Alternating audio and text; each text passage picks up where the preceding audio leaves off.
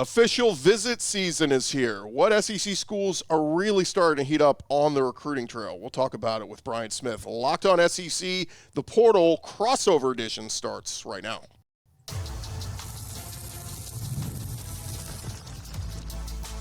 You are Locked On SEC, your daily podcast on the Southeastern Conference. Part of the Locked On Podcast Network, your team every day. And what's up, everybody? Welcome into a crossover edition, Locked On SEC and the Portal. I am Chris Gordy. Thanks for making us your first listen every day. Shout out to everydayers. We're free and available wherever you get your podcasts and on YouTube, part of the Locked On Podcast Network, covering your team every day. And today's episode brought to you by FanDuel. Right now, new customers can get $200 in bonus bets when your first $5 bet wins. Visit FanDuel.com. Our recruiting insider, he is host of the Portal Podcast. He joins us now. We've been doing a weekly segment with him every week. He is Brian Smith because, Brian, man, this time of year, college coaching staffs, they're off the trail, and big-time recruits are flocking to campuses. It is official visit season here. Some of the top uncommitted players, even some of the top committed players, taking official visits. What is this time of year like for recruiting? Well, before this show, if it tells you anything, I'd lost track of how many podcasts I had scheduled for today. And I mean that literally. I'm not sure if it's 6 or 7 that I have to do. I forgot. So that puts it in perspective right off the bat. But my phone is, I've got another message here that might be something, that another possible commitment, but I'm just going to let it be. There's always somebody telling me somebody's going here, that I get a text from somebody else saying, no, he's going some other place. It is wild. The NIL era makes it very difficult, and I stay away from predictions as much as I can. It's crazy. Well, let's get into it, because I read 2 articles today on recruiting, and basically they singled out a lot of the big SEC programs. They said Alabama, Georgia, Florida, Auburn, and Ole Miss all trending this week and next week with some of the biggest names in recruiting. So let's kind of start there. I know Alabama is set to have some big visits coming up. Derek Cooper, big-time 5-star player, Caden Prothro, Xavier Griffin. Talk a little bit about what Kalen DeBoer and staff got going on. They have done a tremendous job of setting up visits for this upcoming weekend through the last weekend. Every one of the kids they're bringing in, you're like, okay, this kid's good, this kid's good, this kid's great. They might be the team between now and the end of June that makes the biggest jump in the rank. Like, they're in the 30s or 40s in the recruiting rankings, right, depending on which service you go by. Completely, and I do mean completely, discount that. It's not who's committed, Chris. It's which kids you have visiting. And the tide are about to roll. They're going to get a lot of different kids coming to campus, like you said. I expect them to finish the month of June and early July, for that matter, on a roll, because they got the elite guys that they've been training for, and they've been patient. This is what Saban did. Saban's teams normally didn't start hot in recruiting because the elite kids wait. That's the same thing that we're seeing now, and I think it's brilliant, because if you get impatient and you take kids that can't play at the level Alabama fans expect, you don't stay long in Tuscaloosa. That's a fact. What about Auburn? I saw they're taking a shot at some guys. I saw running back Xavier Crowell, Braylon Womack, safety, wide receiver Sadarian Morgan, and then the big 5-star O-tackle Emmanuel Iheanacho, I think, is visiting this week. So some big visits planned for Auburn. Yeah, they've got a great chance at Jarquez Wilkes as well, pass rusher / linebacker that's from the local area that a ton of schools, A&M and a whole bunch of schools, have offered to. But this next weekend, I think, is really key for Auburn, because they used a bunch of their visits on May 16th and the 30th. This is their probably their final big weekend. They need to get some commits, and they've done a tremendous job at getting kids on campus. But they, like Iheanacho, just as an example, they don't get tackles like that. It has been one of the biggest Achilles heels for the Auburn program for years. It's very well documented. Now they're starting to get some good line, but if they can get somebody like Iheanacho, it changes the perception of your program, and it gives you an offensive tackle to help protect none other than Deuce Knight. So this would be a huge get for them, and they've got a bunch of other local kids. They're trying to fend off Georgia.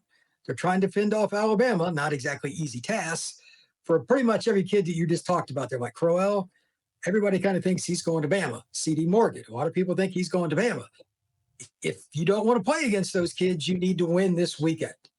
And that is critical. If Auburn comes up short, it's going to be really rough when you play those schools the next few years. Billy Napier at Florida, he's been making some moves. We'll talk about one of the guys he added here this past week a little bit later in the show, but just on some of the visits the Gators have, I saw Prothro is expected to come through. Running back Davian Gross is coming through. Isaiah Williams, a top 40 linebacker. So the Gators, you mentioned a couple weeks ago, man, you said, if you're not recruiting in Gainesville, something's wrong. Looks like Florida's starting to turn it up a little bit. Yeah, I got a text earlier today from one of my contacts. There's several kids that are expected to pop for Florida. It's a matter of when. A lot of these things are scheduled out to get the most dramatic effect and all that. But they're going to get some kids that many other people thought they were going to get, a Texas or an Ole Miss or Georgia or whatever. So we'll see if it comes to fruition. Their NIL is still pretty good. And believe it or not, kids really like Billy Napier. I know the fan base may not like him that much down there in Gainesville, but the recruits do, and it's still Florida. As I said the last time I was on the show, just about anybody can sell Florida. It's the SEC program in the state of Florida. Got a lot of history. You got the swamp. Not much not to like. So I think they're going to be the biggest riser among all the schools in the country in terms of what they needed, because they need some wins, like just from a political capital standpoint, because of Napier being on the hot seat. I think they're going to get 7 to 10 commits between now and the middle of July. And we're talking about some big time players. A few of them from this past weekend will be included in that. Yeah, no, I know there was a freshman that they just signed in this past class that high expectations in year one. Dallas Wilson, is there on campus, looked really good throughout the spring, and they're hoping he's going to have a monster year with DJ Lagway and all that. And to me, that's only going to help Napier, right? If Lagway is showing he's the real deal quarterback and he's young, got years to go, Dallas Wilson looks good. Like, I think those incoming freshmen are going to help bring in this next class, because they're going to go, oh, Napier plays young players, and hey, let's go play at Florida. So it could certainly help the case. Of course, winning helps a lot too, right? Yes. If they don't get it done this season, they'll lose the commitments. It's really simple. The kids don't sign until December, so they don't have anything to worry about from an accountability standpoint. It's on UF to win. And that schedule, again, as you know, Chris, not friendly. It is not friendly at all. So they're going to have to earn it, no doubt about it. A few more here, real quick on Georgia. I saw they're hosting a couple of heavy hitters this weekend. They got running back Savion Hyder, I guess is how you would say it. Cornerback and Chauncey Kennan, offensive tackle Akine Oboko. So, look, this just is, you come to expect this. Kirby's going to bring in all the big dogs. Watch out for Georgia with Chauncey Kennan. Let's start there. That is a young man from Booker High School in Sarasota, Florida. Kirby Smart, even when he was with the master himself, Nick Saban at Alabama, he's always been able to swoop in and get really good players from Florida. I don't know what it is. And defensive backs are certainly a part of it. Kennan's like 6'1.5", really long and athletic. He grew up a Knowles fan, but Florida State is obviously not trending upward, and he needs to see something from them. But, I mean, the visits happen before the season does. So I think Georgia's the team I would watch. I would be very nervous if I was Florida State. That's a kid they can't afford to lose, but I think they're going to. Georgia wants him, Florida wants him, Miami, et cetera. Those programs are just in a better spot. Watch out for Georgia, though. That's a really good program. Savion Hyder is shot out of a cannon. He is a freak. He was at the Under Armour game this past January. Even as a junior, I thought he was as talented as any player there, and his speed is just crazy. Georgia hasn't had a home run hitter like him that's at 200 pounds in a while.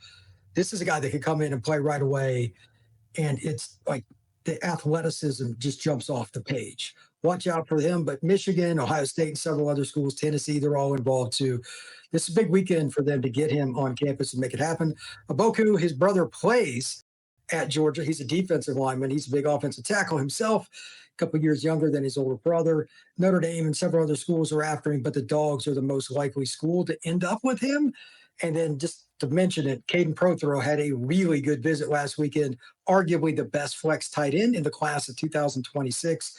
He was about an hour and a half from Georgia's campus, and they rolled out the red carpet. So watch out for the Dogs across the board. They're probably going to be in the top 5 by the time we get to fall camp or soon thereafter, and they're just being patient, biding their time for the elite kids. Kirby is a master at recruiting the top guys, and that's why I think he's the best head coach in the country as a recruiter. He's very smart in how they do everything in their recruiting priorities. They don't rush things. They go after the right guys and play the long game.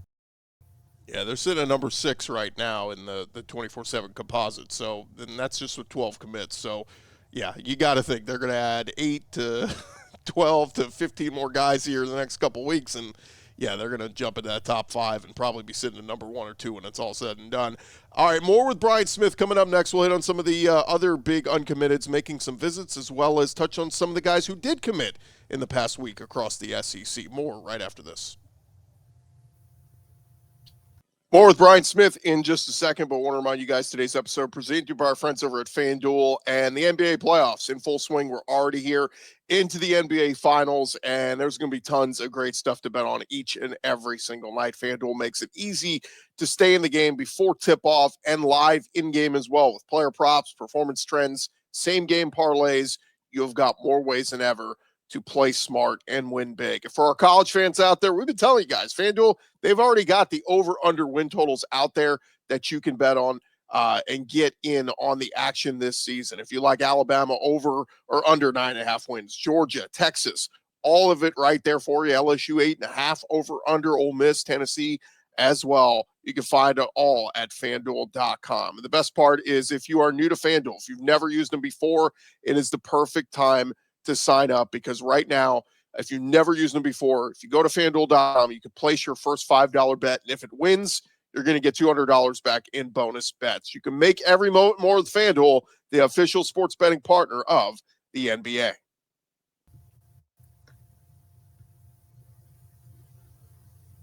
All right, we jump back into it, a crossover edition of Locked On SEC in the Portal with our Locked On Recruiting Insider, Brian Smith. And Brian, a couple of names of some of the biggest guys out there that making some moves, looking around still. How about the big D lineman Lamar Brown, number 1 player on ESPN's recruiting board? I know a few other boards have him a little bit lower than that, but 2A lineman from Baton Rouge. And I know he took an official visit to Miami. He's going to head to Texas this weekend. Still got trips to A&M and to LSU. This is a guy that looks like all the SEC schools are after.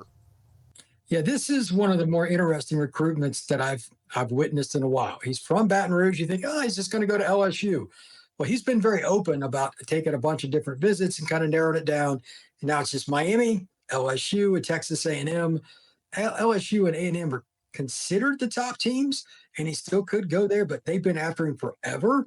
Miami's kind of the sneaky team here. He grew up a Miami fan. Ironically, his Little League team was called the Hurricanes or whatever, so he liked Miami, and he went there for a visit.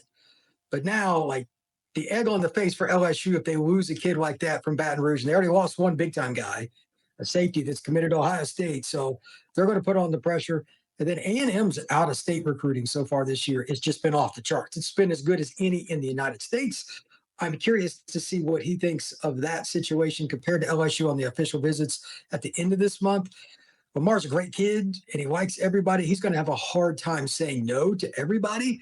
This one's hard to call. I wouldn't want to make a prediction, but I mean, I guess he'll end up at LSU or A&M, but I wouldn't count on anything right now. That one's really close. Yeah, I love your disclaimer a few weeks ago that you're out of the prediction game because it's just such a crapshoot in this NIL age that you never know. You literally, I've had somebody who told me a kid was going up to the podium and texted him, "This is where I'm going," and then put on a different hat. So it's kind of, this is the day we're living in. You hearing anything on the running back Derek Cooper? He's one of the top backs in the country. I know he's set to visit Alabama this weekend, but he was a former Georgia commit last summer. Then decommitted, but I know Ohio State's still in on him, Miami, Florida State. But again, just one of those names that I've heard a lot about, Derek Cooper.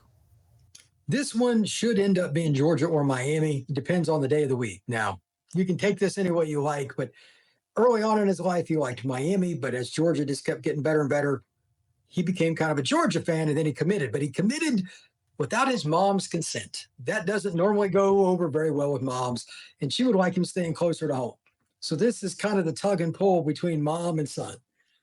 That's one that I wouldn't want to touch with a 10-foot pole. And then to add on to it, like you said, State, Auburn, Alabama, he has a who's list. Like Alabama is probably the school that nobody has talked about with him at all, but he's going to the capstone. So it wouldn't be the first time that Alabama has just blown somebody away. I mean, with all their Heisman trophies and national titles and all that stuff. Would you really be surprised, Chris, if Alabama got a South Florida kid? It wouldn't be the first time that happened either. Like, they've stole so many kids from Miami over the last 15 years. It's not even funny. So I'm a little bit weary of making a prediction for anybody, but this one in particular, I could see it going a lot of directions, because like it's going back and forth between Georgia and Miami for a while, and he can't make his mind up. Maybe he needs another school to sweep him off his feet. Never know. There's a kid, a defensive end named Jeraylin McCoy. He was a kid who had committed to LSU and then decommitted. He's from Tupelo, Mississippi, and I know Ole Miss and Auburn and Texas A&M been there, but it's sounding like he's basically down to LSU, Texas, and Florida. So 3 big SEC schools all looking after a guy who's considered one of the top pass rushers in this class. Depends on who gets him on campus last. Like, last time I talked to him a few weeks ago, he was big on Texas. Then he visited Florida. They did a great job. Florida might be in the lead now.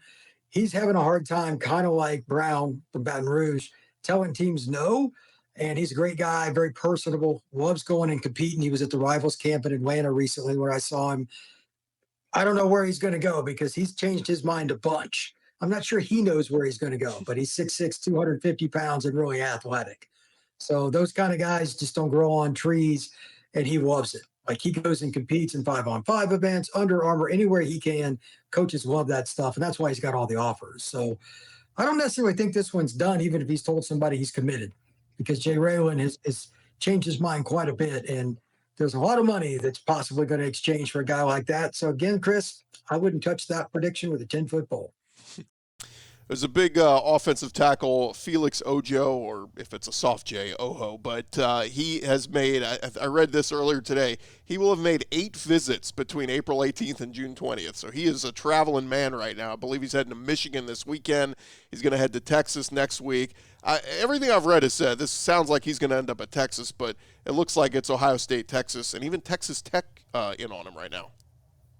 I've heard the same. The Michigan visit is interesting, though, because they covet offensive linemen with how they want to run that program. And when they want to pony up for a player, there's a certain quarterback that comes to mind. They certainly have NIL at their disposal. Ojo is one of the top 3 or 4 offensive tackles in the class, and he probably will get as much of a red carpet treatment as you're going to get. So Texas has done a great job recruiting him. Texas Tech is kind of the wild card. Their money's crazy. I'd imagine their offers is high, if not higher than anybody's. Then Ohio State kind of set the bar with his official visit there. Another really interesting one, I would pick Texas if I had to choose, but why hasn't he committed yet? And he's been there several times, and most people have picked him there. But why hasn't he committed yet? That is really interesting to me. And Texas needs offensive tackles in this class. It's really important. They missed out on a few last year. Oklahoma, Texas A&M, et cetera, got some of those guys from in-state. They really need to get Ojo. A couple of uncommitted quarterbacks here, just touching on the latest on them. Let's start with Landon Duckworth. It sounds like, at least, Ole Miss and South Carolina, it's kind of been a 2-horse race between them, and that's where it looks like it still is. Anything on Landon Duckworth and what he's thinking? Well, the interesting part here is that he's an in-state kid for Auburn. Alabama's not after him. Auburn kind of pivoted to him late, and I'm not hearing any chatter on him, even though he visited there. So I think you're right. With Auburn not being the likely landing spot, maybe it's because Deuce Knight's there as a freshman. This is interesting because Kiffin has done a tremendous job along with the rest of his staff of recruiting him. But at one point, Duckworth was actually committed to South Carolina as a sophomore, backed off of it. But South Carolina never stopped recruiting him really, really hard. This is a guy that's won state titles in basketball, track, football. He's just a great all-around athlete and a great young man. I'm curious to see where he ends up. Like, the playing time, probably easier at South Carolina, but he's really fascinated with Kiffin and that staff. So this is a 6 one way, half dozen the other. It's a flip of a coin. So great recruiting race. The other one is Bo Bentley, and it's a 2-horse race between LSU and Oklahoma at this point. The interesting thing is Oklahoma has a quarterback commit already, but he's a lower star. Bo Bentley's a bigger star, but LSU's got no quarterback. And I know they brought in Michael Van Buren, the transfer from Mississippi State, and he looks like he'll be the guy behind Garrett Nussmeier, but still, the whole rule of thumb, you want to bring in a quarterback every year, Brian, in every class. You want to at least sign one. And Bo Bentley, I mean, you look at LSU's track record, Joe Burrow, Jaden Daniels, maybe Nussmeier wins a Heisman. That may be attractive, but then, you got John Mateer going over to Oklahoma, and he ain't going to be there forever. So an interesting race for Bo Bentley. Yeah, LSU has really went after a bunch of different guys. Jake Fett, the kid committed to Arizona State, Bo Bentley. They tried a little bit with Keyshawn Henderson. There's been a lot of different stuff, but they've settled on Bo as their guy. But so has Oklahoma and their new offensive coordinator, Arbuckle. And that's an interesting one because the kid you were talking about is Jaden O'Neal, who's been committed for a while, but he committed to the prior offensive coordinator for the Sooners. So that's murky waters. I don't know if he would even stick if they didn't get Bo Bentley. If they do, I'd be pretty much shocked if they kept the same two teams or same two people together there. So a lot of moving parts. Some people feel now that it's LSU's to win, but the other part is Bo grew up an Oklahoma fan, and he's from the Dallas area. I would think Oklahoma would be the logical choice, but logical in today's recruiting world, Chris, means whatever I think, the opposite will happen. So pick LSU. Don't go with what I think. All right, when we return, we did have some guys make decisions in the past week. We're starting to see some commitments start to trickle down, so we'll touch on a couple of those guys with Brian Smith coming up next.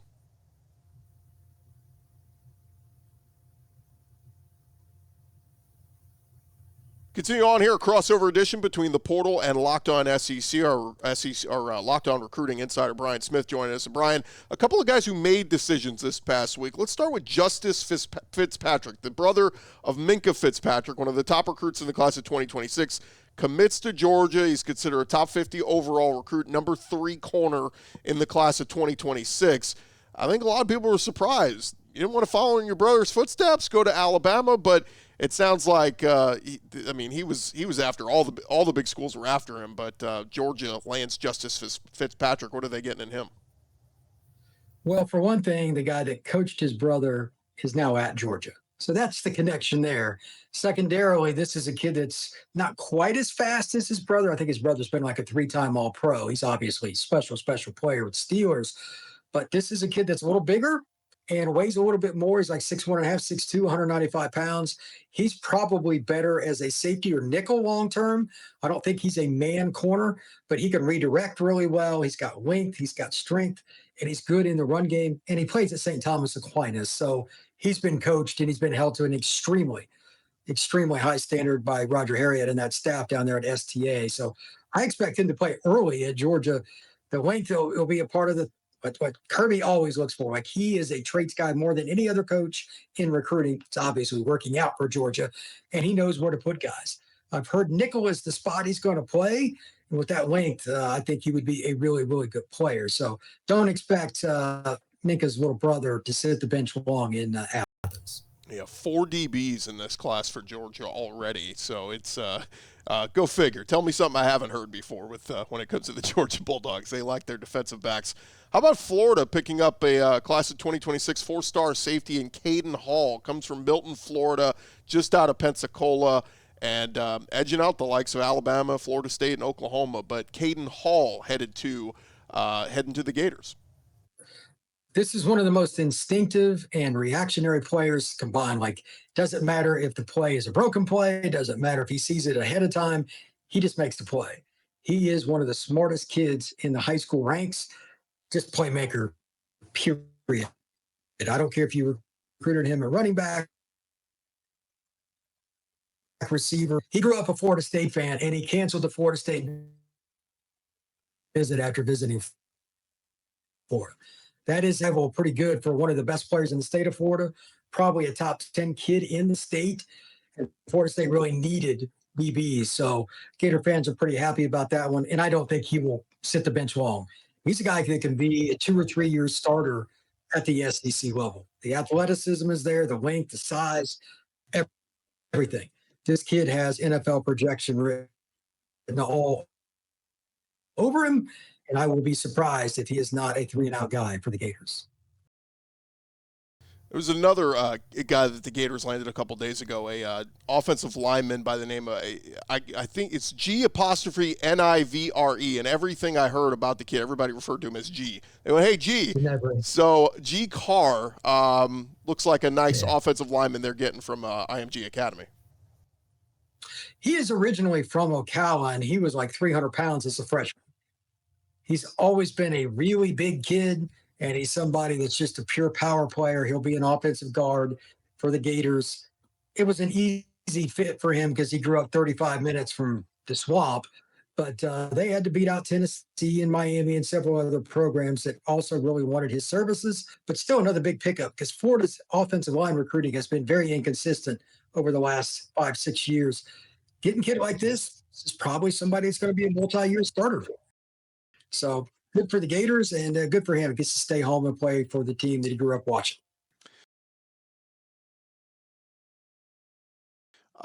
Back to Georgia real quick. I did see they got three-star receiver. Is it Gavin Honore, I guess is how you'd say it. That's a class of 2027, but out of California. I just thought that was interesting because Georgia, tends to recruit the South so well, but every now and then they'll go dip their toe out in the West Coast and grab a kid from over there.